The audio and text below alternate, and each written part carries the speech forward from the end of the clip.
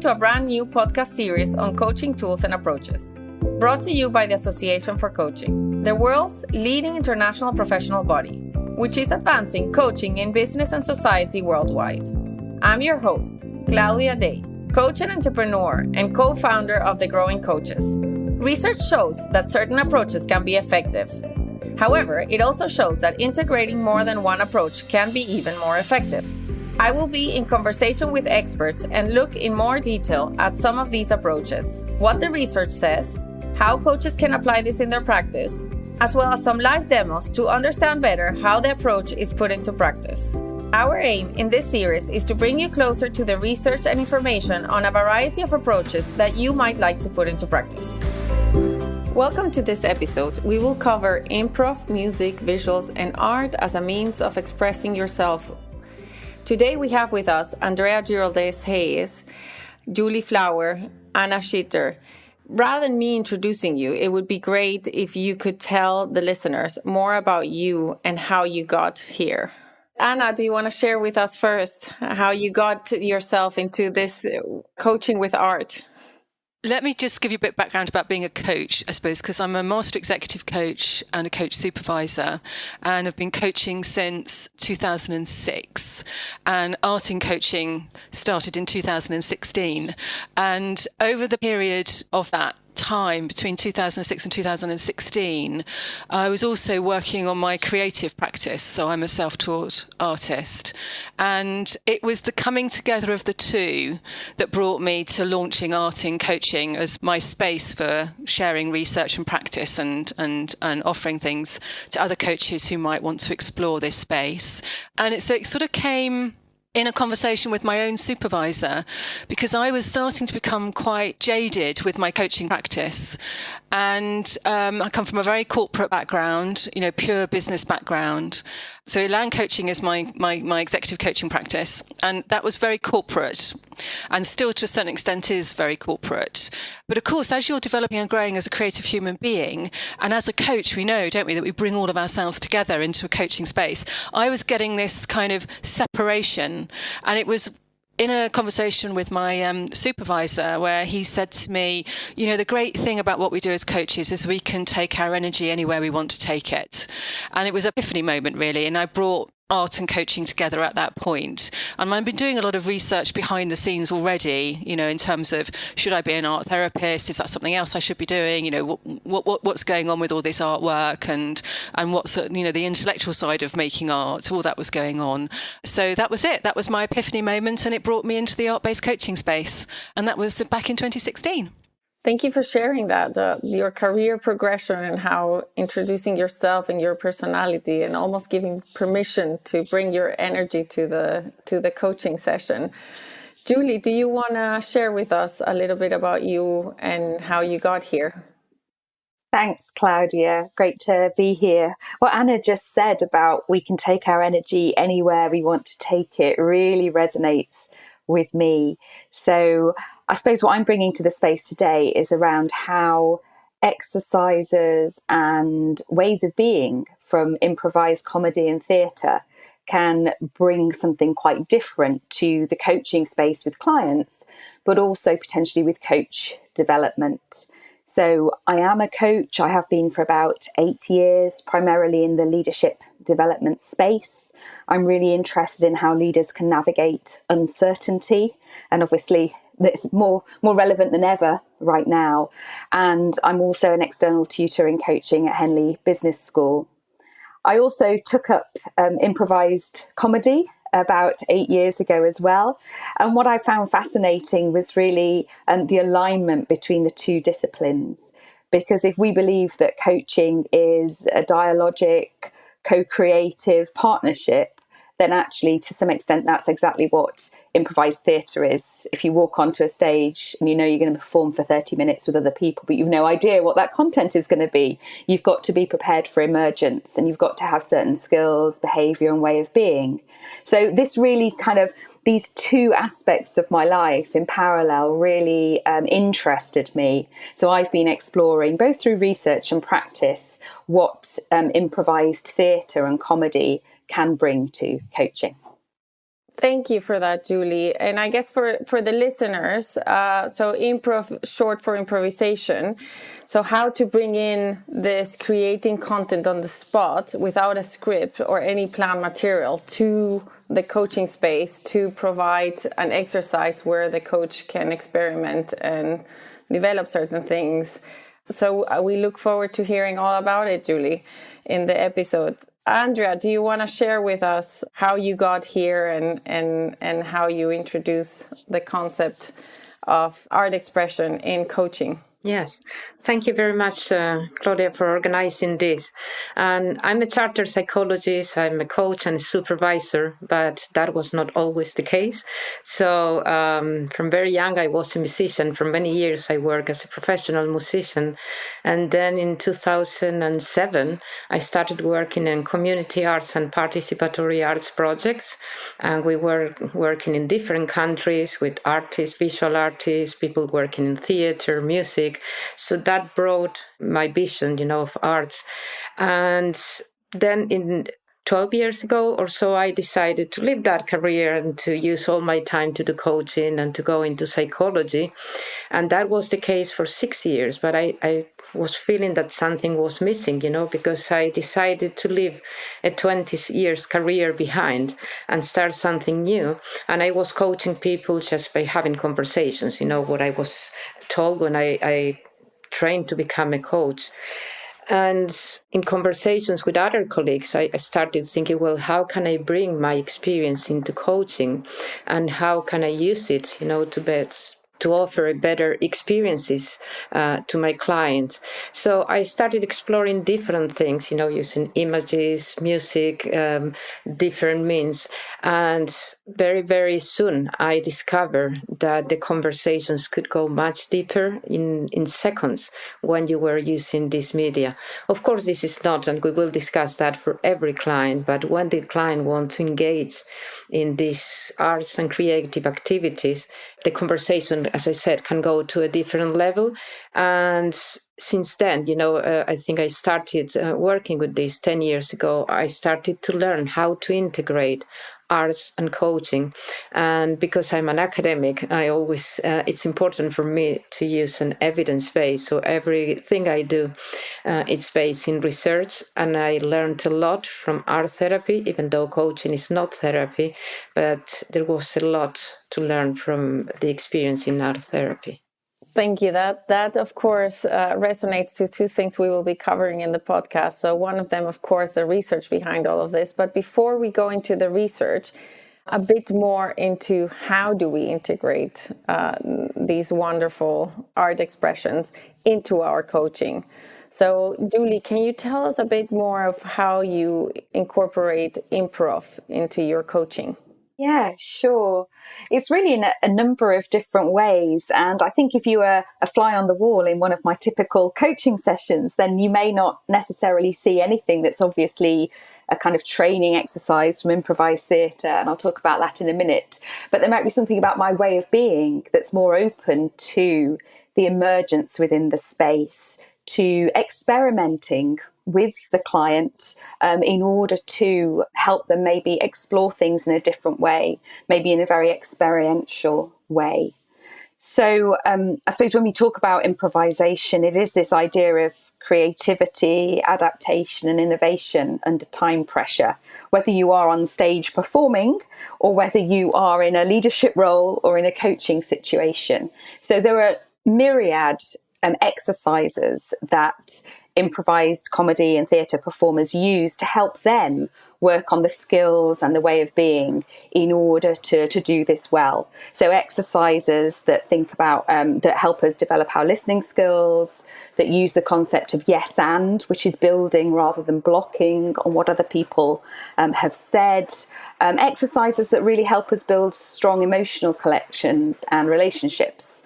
So they're the sorts of things that can either be used explicitly within a coaching situation or actually as a form of coach development, help coaches to feel much more in the moment, potentially be more experimental and creative in the choices that they make and offer to clients in the moment. What was really interesting with some research that I did was around how playful engaging in some of these exercises made coaches feel, but also how within a coaching space, just having a different energy, a different way of being can really help people to gain different perspectives on their situation. So yeah, many different exercises that I could bore you with or excite you with, depending on your own perspective.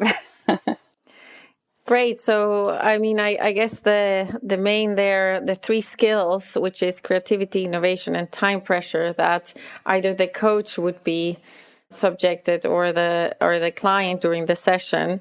Also, a view on how you integrate it rather than using it as the foundation of your coaching practice was a bit of what I got there, and how helpful it can be to shift energy within a coaching session if needed. Absolutely. And I think that idea of integration for me is key. I'm an eclectic practitioner who builds on a wide range of, I suppose, evidence-based approaches to coaching. So if you're coaching with me, it's not that we are doing improv. We may integrate some of that if and as it's relevant, as I would with any coaching approach or tool. But I think there's also something about the way of being that training in improv has given me as a coach and a person. And back to what Anna was saying and what Andrea was saying around bringing your whole self to this place. You know, I can't take that bit of me away. So actually, how can I use it to best support a client in their thinking? Making you stronger as a coach because you're using your full self. I like that. Anna, can you share with us a bit about how you use or how it works to introduce art into your coaching sessions? Yeah, it's really interesting. I mean, there's a lot of similarities with Andrea in terms of, you know, how deep it takes you. And I suppose for me, it's very difficult to kind of hold it and just say, you know, quite quickly that this is what it's all about, because I think the more you research and the more you read and the more you practice and experience art-based working, and if you put that into the plural of arts-based working, which is all of the visual expressive arts, then the enormity and the kind of expansiveness of the way you can use this in coaching becomes really, really evident. And it's a very exciting space to work in, and it's a really exciting space to work in with clients, because I think the thing to think about is that, you know, when you mention the word art, or you mention any of a creative technique where people kind of, there's barriers go up and there's a lot of kind of underconfidence issues and perception issues around what you might be bringing into the coaching space. And that's from both the client's point of view and also the coach's point of view as well, which is really interesting. So for me, I always, you know, kind of talk through the approach, because this isn't about, for me, I work in visual expressive art in the singular, which is about visual expressive language, and that's about creating imagery. So the clients create an imagery which is an expression of themselves and what they are bringing to the coaching session, and that's 2-dimensional, 3-dimensional, or a mixture of things, and a variety of ways of expressing themselves through visual language. And I bring it in two ways. One, it can be a very specific intervention for something that's happening in a coaching program that you could look at as a traditionally verbal coaching program, where we're talking things through, and it's clear to me that actually bringing in an art-based approach would be really useful. And other ways I work with people is I work as an art-based coaching program, where every session we come together, we are creating, or the client is creating work as a way to continue their coaching exploration and journey. And I bring it in for a variety of reasons. And I was kind of reflecting on this before coming to the podcast, because I was thinking, gosh, you know, what should I focus on? What might resonate? And there are, if you like, key areas where art, in terms of the way I work with art, which is visual expressive language, we're expressing our interior selves through language. One is where words just don't cut the mustard, as they say. They are completely inadequate or they fail completely. You just can't express yourself verbally. And, that can lead to great stuckness in all sorts of ways, and frustration and kind of lack of kind of really achieving what you want to achieve in life, because you just can't connect with it in a verbal way. And art-based work, and I know Andrea will talk about this, and improvisation will be the same, is it allows you a way of really connecting with yourself in non-verbal ways that actually eventually allow you to either transformationally and in an embodied way make the shifts and changes you need, or allows you to find the right language, which allows you to then work with your very much more analytical self and your knowledgeable self, consciously knowledgeable self, to actually, start to work with that tangibly. So that's one way. And I think in the world we live in, where it's really complex and there's a huge amount of change going on, we've got environmental issues, we've got cost of living, and we've got war, we've got so many challenges. We've been through a massive global pandemic, we've got all these wonderful things. Is how do you start to make sense of that? How do you actually move forward with that? How do you create positive and creative and innovative thinking in your life, in your work, in your organizations around that? And again, that's a very complex space to try and hold in words. And it's not only complex in terms of the systemic and the nuts and boltsy stuff of that, it's also emotionally complex. And there could be a lot of conflicting things, a lot of things that you don't know quite how they all work together. So creating imagery where you can hold complexity within the safe space and the wholeness of an image, again, allows people to really connect into that. So it's a really powerful space for that. And then the third space, which is another really important space, is transformational change. And it speaks to some of the things that I've already spoken about, where we really tap into those deeper parts of ourselves, the hidden parts of ourselves, the places we may not give ourselves permission to, or we have a sort of a sense of awareness of, or we've got a knowingness about that, but we can't really connect with. And without connecting with that, we can't make those transformational changes. So those three are the three that I thought actually they're probably the most kind of important and probably the most exciting spaces in which to work. So that's kind of how I would bring it in, and kind of the areas I might use it in terms of coaching at all levels across the spectrum. There's no limitation to that. To connect with yourself and to work with clients when there are no words, that's a great reference to when to introduce it. And that you mentioned something that made me think of another question, which is, you say it's an exciting place to work with clients. I'm thinking of those who are dreading it at home and saying, "Oh, I wouldn't dare to do that." And I thought it would be useful to understand how you contract with your clients about working in this space. And do you do it in the session when you see it's relevant? Do you, from the start already, say that this is a way you work in? How do you introduce the contracting side? Yeah. So in the contracting side, I always talk about, in my CV, you'll see it mentions creative approaches. So there's always a line in that CV that starts to raise the awareness of creative approaches. And when I'm talking in the contracting space, I might talk about there may be times where you might find you haven't got the words to really to work with what you're working on, or maybe it's complex, or there may be a space where it feels quite difficult to connect with what you want to work with.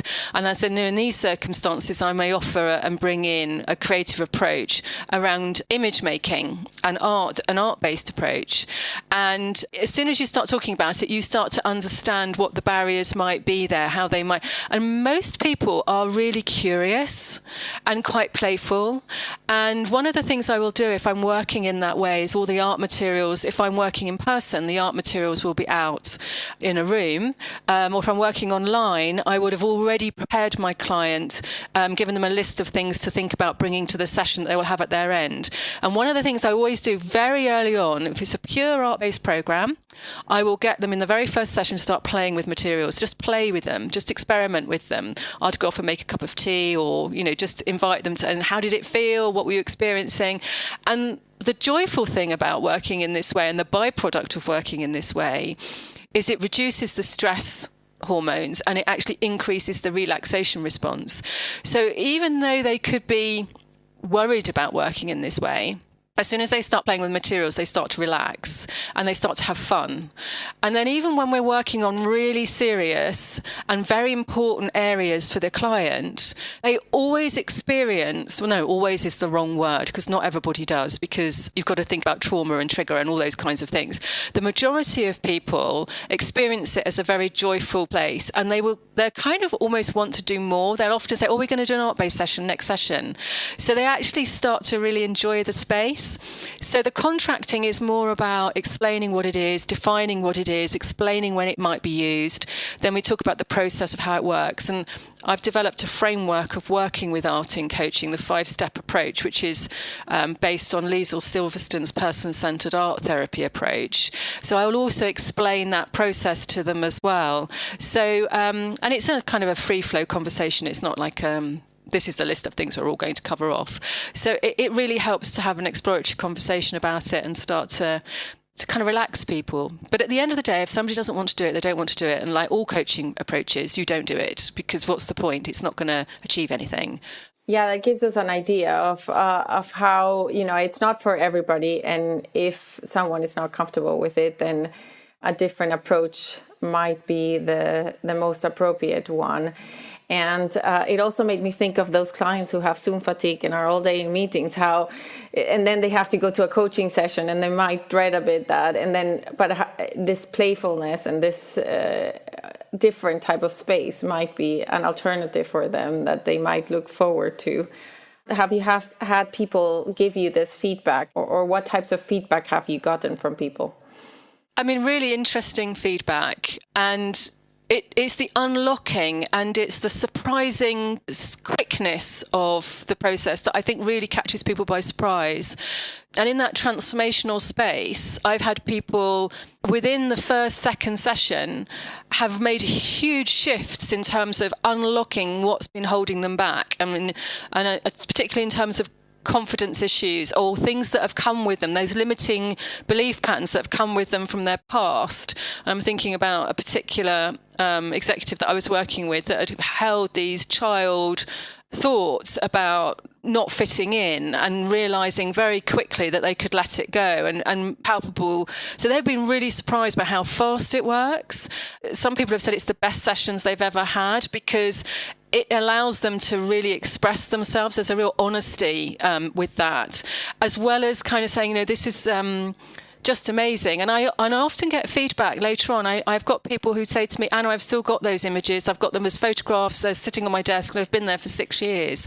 So, it's a space where they enjoy it and they value it and they're surprised by it and they want to do more of it and they'll talk about it when you bump into them, years later. So it's a great space to work in. So I'm going to pass to you, Andrea. Can you share with us how you introduce this into your practice and how it would look like to someone looking from outside if you were applying this in your coaching? Thank you, Claudia. And you asked before about contracting. I think contracting with the client, it's really important to explain, what you may do or what may happen in the session and let them decide if they want to engage or not. Sometimes you need to explain it. You can't tell the client, well, I use creative techniques. Would you like to use them? Because some people will go like, oh, this is not for me. So sometimes I may use metaphors. And I love, this concept of thinker that was coined in the English space, and that so sometimes I tell the clients, have you ever noticed that when you are engaged in a different activity, suddenly you find a solution, or you find, this thing that you were trying to find in your mind and you couldn't. And then I explained that the same happens when we use creativity and some arts tool in coaching. What we do, we engage, when we engage with something differently, the thinking process will be different also, and we will remove some obstacles that we have in conscious reasoning. So I try to explain in a very clear way, but for me it's very important to consider the client preferences. What do they want to do? Maybe they want to try, and then they can say, I didn't like this, or maybe they just don't want to try. in considering the client preferences, my favorite approaches, my favorite tools in coaching is using photography. I became fascinated about this 3 years ago. I took a course on therapeutic photography, and I thought, well, there's a lot of potential there. But I also like using music, and I think I understand, the effects that music can have on yourself. I like working with objects. Sometimes you don't need anything special. Sometimes I ask the client, what do you have in your table? Could you please build something related to whatever we are talking? And then we start talking about the object instead of talking about the problem. And of course, I like using images. If possible, sometimes we can go to art galleries or museum, but in that case, the client needs to be a little bit more adventurous. What I wanted to say, two things probably to point out here. One is it was mentioned before, about the clients thinking, well, I'm not a creative person. I can't draw. I can't do improv. I can't. And actually, as coaches, we can think that we use an arts-based approach, an artful approach. I love the concept that has been very much research of everyday creativity. Actually, you can explore your creativity in the kitchen when you are preparing. So all those things help the client, I think, to understand that they don't need to be, a professional artist. They don't need to be an actor, a musician, just to use these resources. So it is about exploring that. And the other concept or the other experience that I really like when working with clients, in coaching, we try to help people to change perspectives, to reframe the way they see things. And this is very easy when you are using some art tools. I may ask my client, well, for this narrative that you're bringing today, what would it be? And what would it be different if we change the soundtrack? Which one do you want to try? And we may stop, in the session and listen one or the other one. Sometimes it's just the client imagining the soundtrack, but sometimes it could be physically listening. And then the clients start connecting with ideas that they could have not connected before. So this is one of the things I find really useful, helping clients to reframe, to see things from different perspectives, that they are not limited by their rational mind. But as I said before, it's really important, to contract with the client and to make sure that even if they've said, because some clients may say, oh, yeah, I will try, because they think that you are an expert, even though coaching is a collaborative process. So we need to pay attention all the time and to perceive if there is something that is making the client uncomfortable, or if the client is doing that because they think, well, this is what they are supposed to do, and double check all the time if they are really enjoying it, if they are, as Julie said before, playfulness in coaching, it's a really important concept. Are they being playful, or are they trying to please you because you said that this is the technique you were going to use? That's a great metaphor about, them doing something else and then being able to think about. Many people refer to the shower as a place where they suddenly are things come to them, or when they're going for a walk. And so this could also be an alternative that is keeping them within the coaching space of doing something different, and then it might come to them. So that sounds like a great way of contracting. You mentioned several ways in which you introduce. So you mentioned paintings and going to a gallery. You also mentioned music, that you can use music that they can think of or that you can actually play in the environment. Photography, that you also use pictures. I'm guessing it's pictures they already had rather than pick a photography in the moment. Are there any other ways in which you introduce art to your practice? Yeah, I would say these are the main ones. Mostly because I work mostly online, and I haven't found a way to move working in Zoom, but I'm sure Julie does this. But these are my favorite, approaches. So photography, images, visual arts, music, and building things using objects. When you say in photography, we may work with photographies that the clients bring. Sometimes because you ask them, to find some pictures of what makes their life meaningful or their best moments, in their life. And sometimes because the clients bring that. I remember I was coaching, a client that had a lot of issues with relationships, personal relationships, work relationships. And one day she said, Andrea, I brought a picture. I don't know, I was organizing my pictures and I found one that when I was with my family. And I said, do you have it there? And we started talking, about how she related, to different people. And because of the picture, she was able to explore different ways. So it could be a picture that they have. Sometimes I may ask them, to take pictures, usually not during the session, but to take them and bring them. Sometimes, because now in the smartphones, we have so many pictures that we can, during the session, say, well, pick one, that we can use. And in other occasions, I may offer the image or more than one to the client and said, well, you have all these stores there. Which is the one that you will choose and why? And we start working with the metaphors there. And like Anna, and I think it's more similar to Julie, if I was listening well, it's I don't work only with arts, because Anna mentioned she could do both things, sometimes use the arts systematically or sometimes use it as a tool. I haven't tried processes using all the time art media. I just do coaching. I do coaching, and then I bring these tools when they're going to benefit the client and the process. So that would be an interesting piece of research, using art throughout and from the start, contracting that this is what the client wants and using it within the practice. Anna, you want to add something to that? Yeah. I did want to add something because it's lovely listening to Andrea and all the different ways she uses art, and I'm really kind of inspired by the photography way in which Andrea's working. She's lovely, and it reminded me that actually there's a lot of people out there who walk and talk and go in nature and coach. And one of the things that clients sometimes do is they bring found materials into a space and actually create materials with found materials.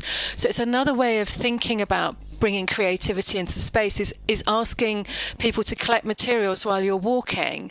And then you can, as you're coaching, you might sit down somewhere and have a coaching session and get them to create a piece of nature art that they could use as well. So it's just something that's just kind of, I've just been thinking about that I thought was another way. I mean, it's lovely to hear all these different ways. I just wanted to share that thought. And this makes me think about just the resourcefulness that we can bring to the coaching space. So it is that kind of sense of co-creation. And certainly I found that doing even very simple improv-based exercises can really help people to break out of, and let's face it, a lot of our coaching is online now, break out of that kind of, if you could see me, I'm making a rectangle with my hands, but break out of this kind of screen in which we've constrained ourselves to some extent.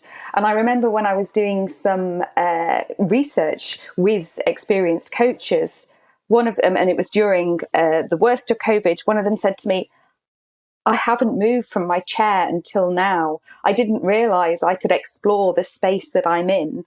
And, I've got the coaches to move around their own space and explore it and just name things. It was an exercise to help people get very present in the moment and to have their flexibility of thinking stretched. But it was just that idea of actually moving around the space. And perhaps if you were a Gestalt practitioner or something like that, you would be using those different perspectives. But there are many ways in which we can be resourceful, even in a potentially constrained scenario. Even something as simple as let's pass some virtual gifts to each other through the screen and appreciate the gift we've been given. And just those very simple exercises could suddenly help to bring a very human connection, help increase our self-awareness, and also our sense of being very present in the moment with others. That certainly perhaps in an online space might be more difficult to get. So I just, love that idea from everything Anna and Andrea have said about resourcefulness. What can people find and how can they use it? And certainly that's the spirit of improv, which is everything's an offer. Even a mistake or something that goes wrong is an offer. So how can we build on it? How can we yes and that within our lives and within the coaching space. On that space of something can go wrong and everything is an offer, let's be a bit experimental about this and have a play around with these tools. Who wants to go first with a demo or some kind of playful thing that the audience can do back at home? In terms of offering something to a listener, in terms of expressive language, is the next time you're kind of feeling something about something that you're doing. So if we've got coaches listening to this, and I bring art into my supervision as well. So if you're a coach, listen to this, or anybody listening to this, visual expressive language is a very emotional thing to do. So you could get anything. You could get a felt tip pen, you could get some chalk, some pastels, you can get paints, you could get anything that you've got to hand in your home. Myriad of different colours. Just start.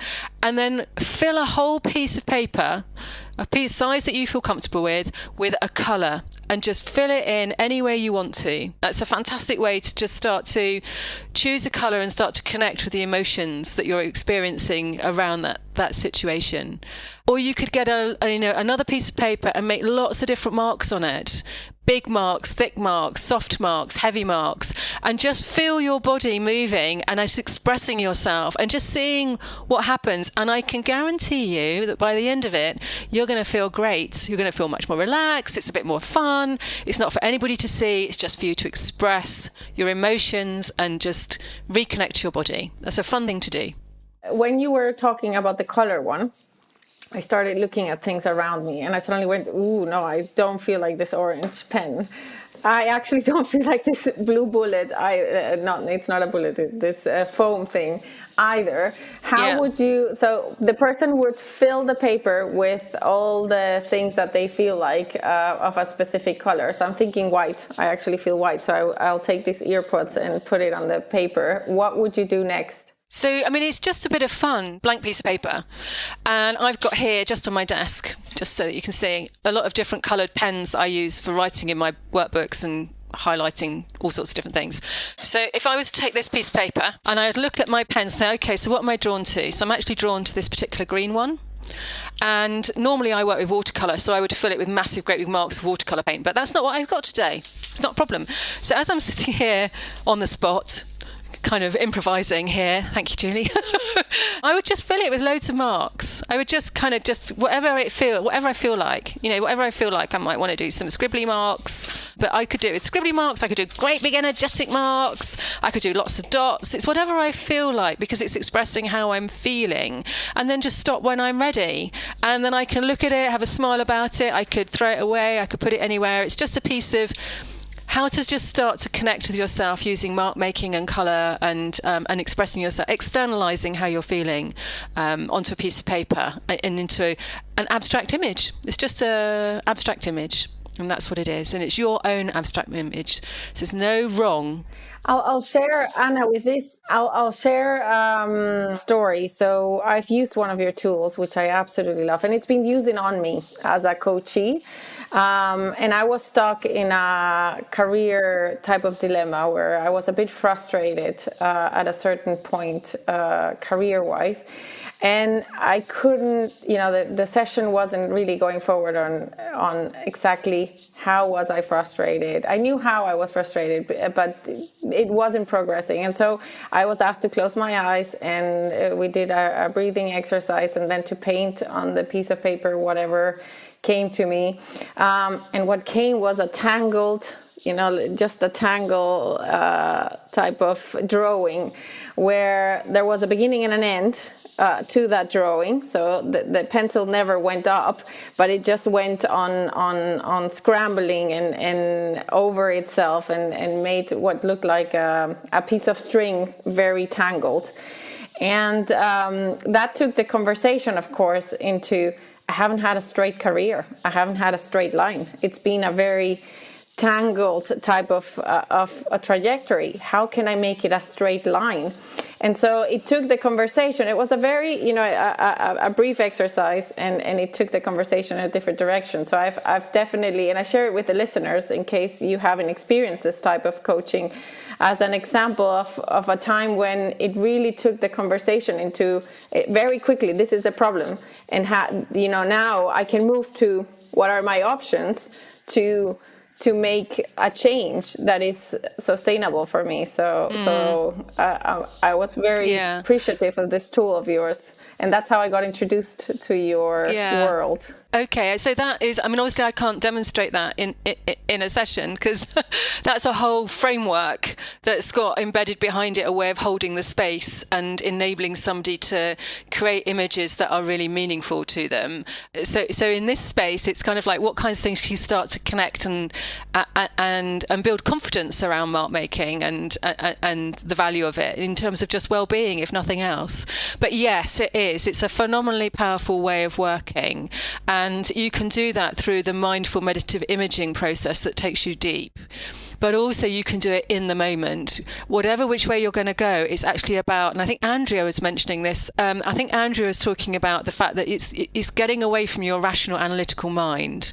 And for some people, the mindfulness approach doesn't work because they've got such a strong thinking brain that there's lots of mithering and muttering going on that stops that. So for those people, when I hear that the point at which I would say, right, we need to do something different here, I get them to draw in the moment without even thinking about it. And that also bypasses the analytical mind. So there's different ways of going into that. But yeah, it's a very powerful place. And you do need to hold the space with care. And you need to really be able to manage yourself as a coach in that space to be able to ensure that it's a really safe, supported, positive experience for your clients in that space. Thank you, Claudia, for sharing. That's great to hear. So, Julie. So I've got an exercise which anybody can do at home or really anywhere, which I find really helpful as a way of just getting very much in the moment. And Anna mentioned that mindfulness may not be for everyone. And this exercise is one that is perhaps a little more active, but is very much about gaining that attention. So it can be great if you're about to go into a coaching session as a coach. It can be great for all sorts of situations. So all it's about pointing at things. It's very simple, and it sounds a bit ridiculous, really. So what I would ask you to do is just move around in whatever way is comfortable to you, but move around your space or look around your space and just point at things and name them. And do it with quite a rhythm. So I might be going light, chair, table, lemsip, tape measure, etc. Just doing that for maybe half a minute, just homing in and naming things. And then I ask people to do the same exercise. You don't have to go in the same order. Again, pointing at things, but naming them something that they are not. And you can name them anything that they are not. So if I'm pointing at a glass, I could name it tree. I could name it Parliament, but I can't name it glass. Yeah. And again, going round with a rhythm, keeping up a certain speed and doing that. And it's really fascinating. People react to it in all sorts of different ways. And I think with any of these activities we've described, the trick is in the reflection, because this is quite experiential stuff. So for some people, this is just great at them really getting their attention. For some people, it's about not overthinking things and just connecting with whatever comes up for them. For others, it's about flexibility of thinking, gosh, it's actually quite hard to, when you're looking at a glass, it's quite hard to think of anything else in the world. So how can I develop that? And for others, there might be quite a visceral reaction. How do I feel about naming something that it's not? And what does that say about me? But it's all really fascinating self-awareness, as well as just really getting present in the moment and potentially being quite creative and imaginative. So it's a particularly powerful exercise, although it sounds a bit bizarre. I can remember when I did that one that I couldn't easily think of something else to name it. And in my case, it was working on my flexibility and not being so rigid. So I took that as a takeaway. And I guess the follow-up to that would be, Julie, how would you recommend someone who is not, or how would you work with someone to increase that flexibility if they identify that this is one of the things that they are lacking of? Yeah, flexibility of thinking is something that people really want to work on, that a client really wants to work on. I think there is lots from improv that we can use as a way into that, as a way of really loosening up and helping people to connect with how they react in the moment when they are invited to be more flexible, more imaginative, go into maybe a more playful space that as children we would happily occupy, but somehow as maybe leaders and as adults we don't do when we're supposed to have the solution. There's supposed to be some of that clarity. And also there's quite a bit of research which suggests that engaging in improv-based exercises can help with flexibility of thinking. So I might, again, with the client's consent, make offers around certain exercises that we might do to help tap into that. So it might form a small part of the coaching session or potentially something much larger. So maybe I might ask somebody to hold up an everyday object and then name 5 alternative uses for it very quickly, just to get into that sense of, okay, how can we think differently? What patterns are we relying on as we work with this? What's standing out for me when I do this? I might do an exercise like expert interview, where I interview somebody about some nonsensical expertise, like you're a fashion designer for worms, for instance. So asking people questions as if I were an interviewer on a chat show about how they developed their incredible skill and launched their business and all of those sorts of things. And of course that requires exceptional spontaneity, adaptability, dexterity in the moment. And then it can lead on to a wider coaching conversation about what was coming up for the person and other things that they might want to work on. So I think it can be a really experiential, often quite visceral way of tapping into a whole range of ways of thinking and feeling and being. And as Anna and Andrea have both mentioned, the important thing is that it's within an environment of a strong coaching relationship, with strong psychological safety, so that people can, be put on the spot very, very clearly and very literally, and then be able to explore what comes up for them. It sounds like also something that the client can do in between the sessions, as in, I can try every day and choose something, or give it a minute of my day to choose something and start thinking of 5 alternatives of use. Or also the one of the expert interviewer, of course, you can have fun with other people as well in the family, of doing a playful game around having to be a lizard. Earthworm, a fashion designer for earthworms. That's a real client example, actually. I guess that's another one. You will become more creative in the topics and look for silly things. Your kids can probably be a great source of creative type of material for that. Well, indeed, they're natural masters at it, aren't they? And just as I look around, we're all smiling. Suddenly it's kind of, we're in that space. And I think that emotional shift is also really exciting for people to experience it. Thank you, Julie. Andrea, do you have any tool you would like to share how it works, or that you would like us to experiment with? You have 3 possible subjects to coach or something for the audience to do. I will probably use, because in my approach, I use a positive psychology approach to my coaching. And what I'm going to share is something very simple that people can do by themselves. It's based in Mike Steger and other people's research on meaning in life. And I always explain to my students, you don't go to a client and you ask the client, what is the meaning of your life? What gives meaning to your life? Because clients will. So I find that adapting this positive psychology intervention, it's really useful when working with clients. And it's an adaptation of what the intervention he did.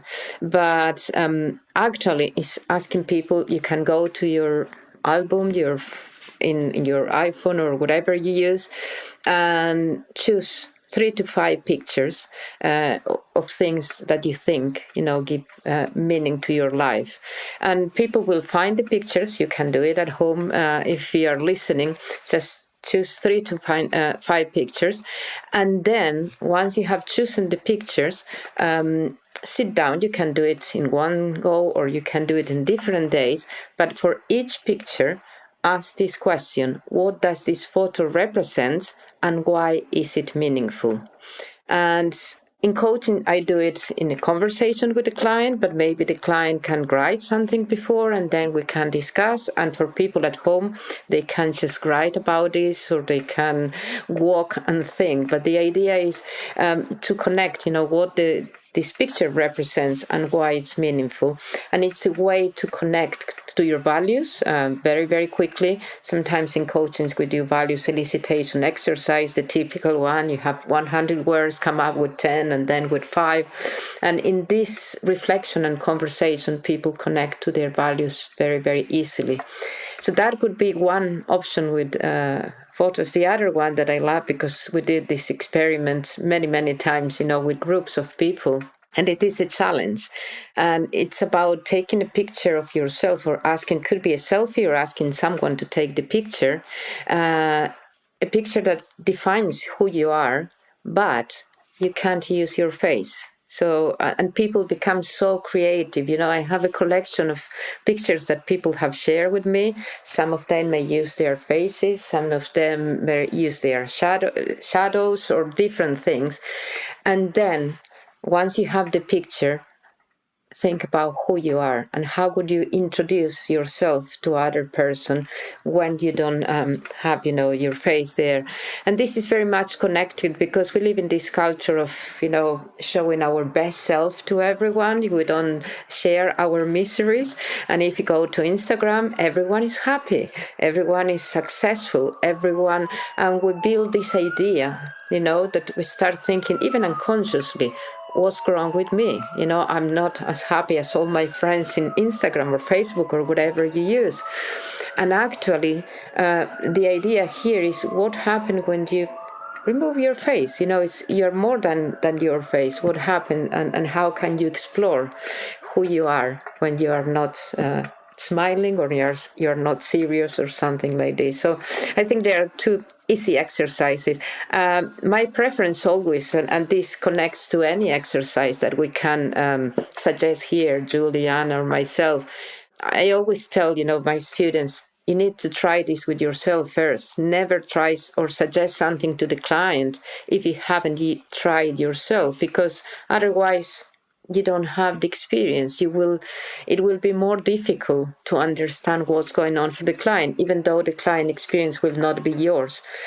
So to the listeners today, I invite them to try this with themselves if they want, and then to explore ways of using these resources with their clients, inviting their clients to use their pictures. I think that's a great introduction here, because we have the introducing yourself, experiencing yourself, and if you like it yourself, then using it in the coaching space, researching about it, and then using it in the coaching space. And then we have the contracting and that way of introducing it where we take into account, is this client different to me?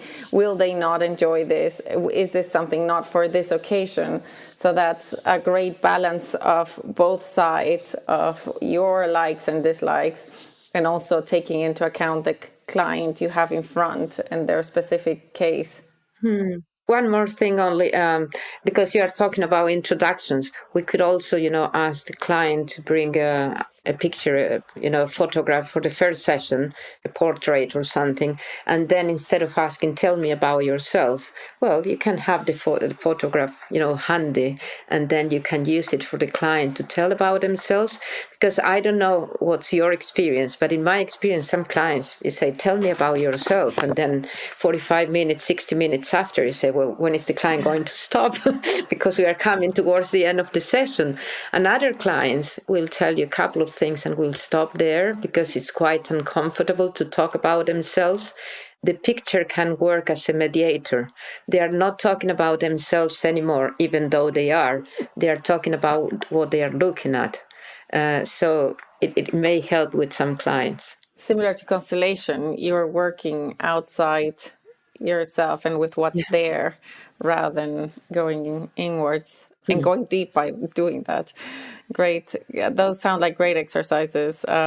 In my case, I'm looking forward to applying them to myself as well.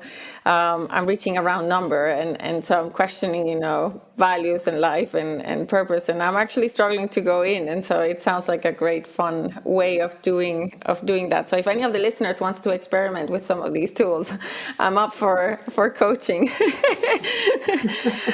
Anna, you wanted to say something.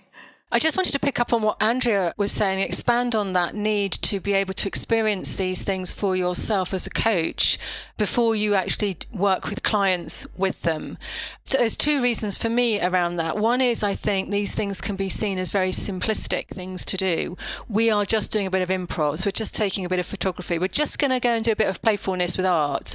And actually, that simplicity behind that is a huge psychological complexity.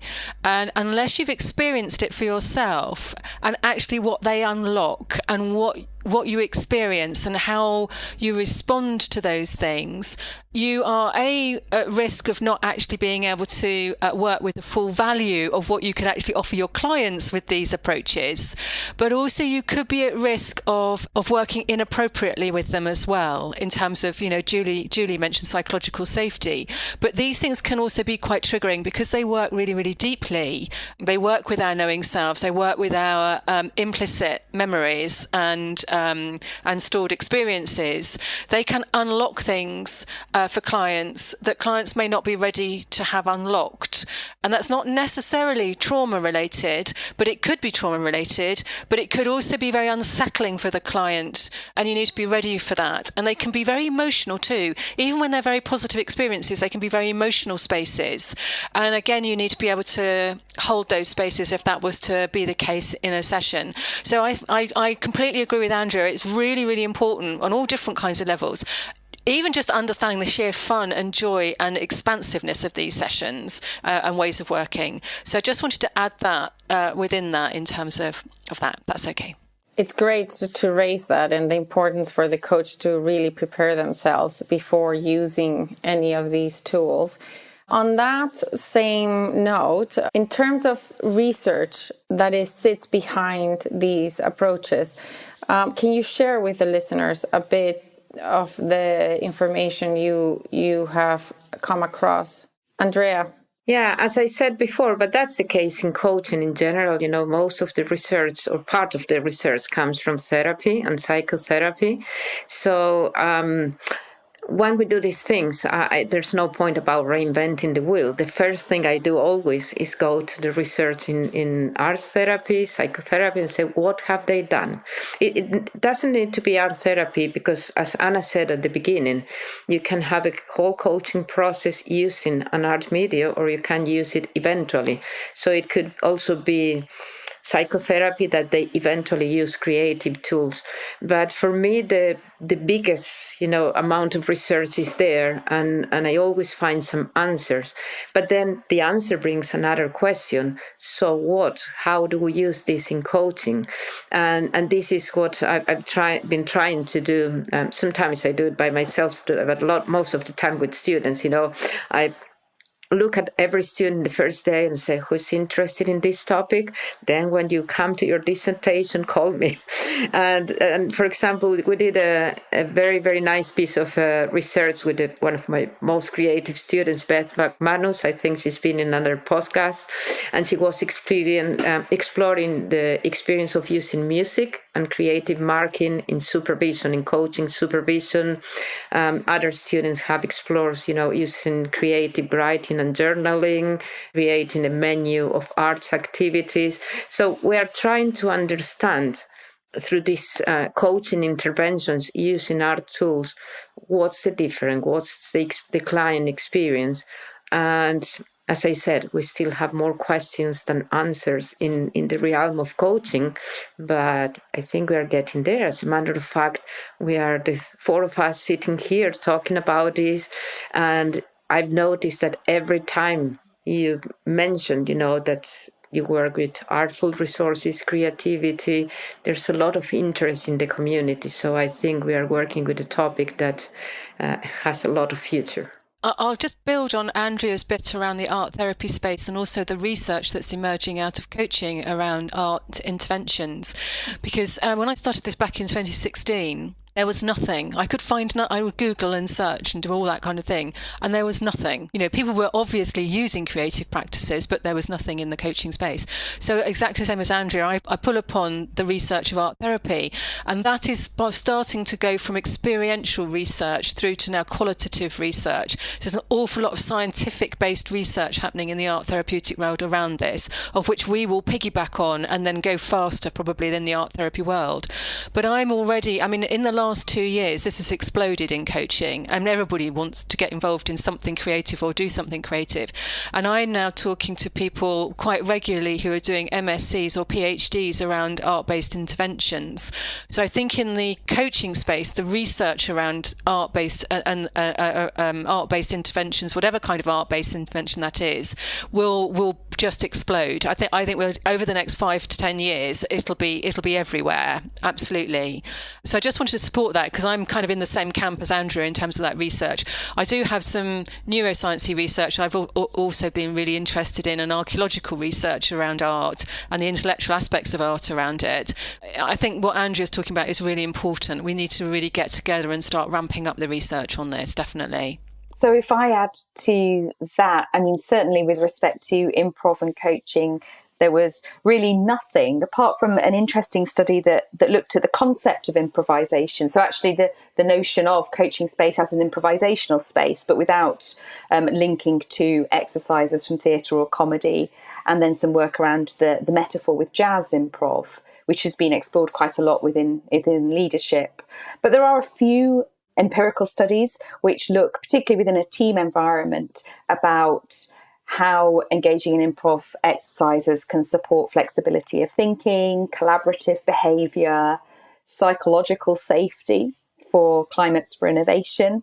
And this was some really interesting work from the therapeutic field in Israel, which was both quantitative and qualitative, which looked at clinical social workers and looked at improvements in therapeutic presence, in flexibility of thinking, and also greater self-awareness amongst practitioners when they'd engaged in a programme of improv exercises and reflection, which I thought was really fascinating. So that then prompted my own research in this space with experienced coaches to see what they made of engaging in these exercises. And I'm yet to publish the research, but certainly there were findings around increased coach presence, speed and strength of relationships, and also this desire and confidence in being more playful and experimental within a coaching space, whatever that looked like, whether it was explicitly bringing in improv exercises or indeed doing some of the things that we've talked about today and being more resourceful and in the moment to work with what we're showing up with a client. So I think, it's a rich seam of potential research, and if only we could just spend our time doing that. But I think it's quite an exciting space. So the benefits that art therapists have been recording, of which there are a myriad, and when I was going through it, and I was working with Kathy Malchiodi's books. She's written a lot of books about art therapy, which are really interesting if anybody wants to explore those, and also Liesl Silverstone's books on person-centered art therapy. So there's a few, but if I'll just read out. So, communicating in a way that words cannot, expressing our internal world of thoughts, feelings, hopes and fears, dreams and aspirations. Making sense of and creating personal meaning in a complex and paradoxical situation, as visual imagery can hold multiple complexities and paradoxes simultaneously. Discovering insights, helping people move beyond limits and find their own personal resources. Creating transformational change, realising personal potential and acting as a catalyst for personal change and growth. tapping into creative problem solving and intuition, playfulness, joy and creativity, reducing stress as a process of art making increases the brain levels of serotonin, enriching life and achieving self-actualization. There's all these things, there's more, but all of those are what art therapists have experienced in their clients. Now, there is nothing in that is not to do with coaching. That's what we as coaches hope for our clients and what we hope coaching provides them. And then they go on to say, that in coaching, individuals report that art expression helps them to stay in the present moment. It's made emotions visible, allowing them to further investigate feelings and thoughts. Conflicting images could be brought together in one coherent space, so enabling them to work with something that's impossible to do with words alone. Individuals reported that art expression helped them to put their emotions and non-verbal experiences into words. Both creating and looking at what was created supported insight and comprehension of emotions and thoughts and behaviours, and provided a better understanding of experience through the facilitation of the facilitator, the coach, therapist, whoever. So there's many, many, many benefits and experiential research that supports all of that. And therefore, it's why art therapy and the crossover to coaching is so powerful. It's why, as Andrea says, we look to them because they are decades ahead of us to actually, as a phenomenal resource for understanding why art-based approaches are so powerful. And that's all arts. That's poetry, music, dance, theatre, narrative, photography, whatever that is, and obviously image creation. So there's lots and lots and lots of research in that space that's worth exploring. I guess the last question I had was about technology, and Julie, you've sort of broken that ice as in how everything can be done with technology and within the Zoom square, rectangle, I might say. Andrea, you mentioned how you are using some of them when you're coaching remotely. Which ones are the ones that you can't find a way of doing that you used to do in your face-to-face environment? I think it's my own limitations. I don't use a lot of movement, but I probably need to go to more Julie's workshop and be more brave there to use that. But then I've found my way to use visuals, for example. That's very easy because you can share that in the screen. And also when clients are working with objects, I learned to use you can use your smartphone and the camera that you have in your computer. So you end up working with two cameras. And sometimes I explain the client how to do it. Listening to music is quite easy. I think it will never replace, the experience that you may have in a room, in a museum, in a park, or wherever you are coaching another human being. But especially after the pandemic, we've used our imagination to find other ways of using Zoom and exploring. It's a little bit scary what's going on with artificial intelligence. It's fascinating but scary. But I was reading last week that I don't know if in 10 years or so, it's not very far from now, the experience we're going to have when we have this meeting in Zoom will be very, very much similar to the experience that we could have if we were in the same room. So I think that moving forward in a few years, the conversation will be different. But for the time being, it's just 2D. So it's not 3D or whatever. We are using the screen and we do the best we can with our clients. Thank you for that. And with that, we will invite all you listeners to read more and experiment and get involved with using art and improvisation in your coaching. If you want to find out more, where can our listeners find you? So you can find me on LinkedIn, Julie Flower. I'm not sure there are many of us, so do feel free to connect. And it's lovely to hear how people find utility for these exercises and ideas. Andrea? Yes, you can also find me on LinkedIn, Andrea Giraldez-Hayes. I'm also on Twitter, but we are in a crisis with Twitter, so but you can still find me there. And I'm happy to connect if anyone has more questions or want to share ideas about this topic. Yeah, I'm on LinkedIn too. So Anna Sheather, you'll find me. You'll find me under Elan Coaching is my main LinkedIn site. But if you want to go and explore lots of blogs I've written about exploring all of art-based coaching, then www.artincoaching.co.uk, and just go to the blog page and you'll pick up lots and lots of information that I share regularly there with people who want to explore this way of working, and really happy to connect and chat. That'd be great to talk to you. Thank you all for coming, and thank you for sharing with us your experience and knowledge about this type of approaches. Thank you, Claudia. Thank you. Thanks, Claudia. Thank you all. Thank you for listening to another episode by the Association for Coaching. I have been Claudia Day. We hope this episode offers you some new insight and inspiration. For 20 years, our purpose has been to inspire and champion coaching excellence, advance the coaching profession, and make a sustainable difference to individuals, organizations, and society. To find out more about the AC and our member benefits, follow us on LinkedIn or explore our webpage at associationforcoaching.com. There, you can keep up to date with our latest episodes, enjoy the wealth of digital learning offerings, and gain insights from our Coaching Perspectives magazine.